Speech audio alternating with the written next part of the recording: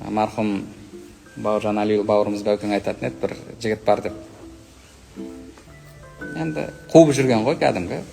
Қуып, көшеде жүрген, сол надандардың өмірін сүріп. Сонымен достары уағыздап, насихаттап, сонымен намазға келген. Намазды бастаған, әлгі ішуін, қуын, басқасын тастаған.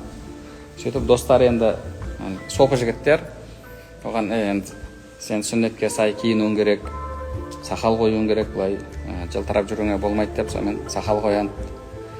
Сен Пайғамбар саллаллаху сәлде таққан, сен де сәлде киген, сен де сәлде ки деп сәлде кигізеді, оған шапан кигізеді. Соның бәрін кигізіп, сонымен темекі шегетіні бар екен. Айтады ғой, енді мына темекіні таста деп. Енді біраз уақыт өтеді ғой, темекіні таста десе, әлгі жігіт айтады дейді. Қызға барма дедіңдер, қойып, харам болады дедіңдер, тастадым.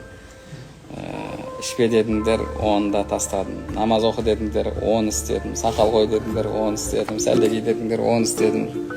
Шапан ки дедіңдер, оны істедім.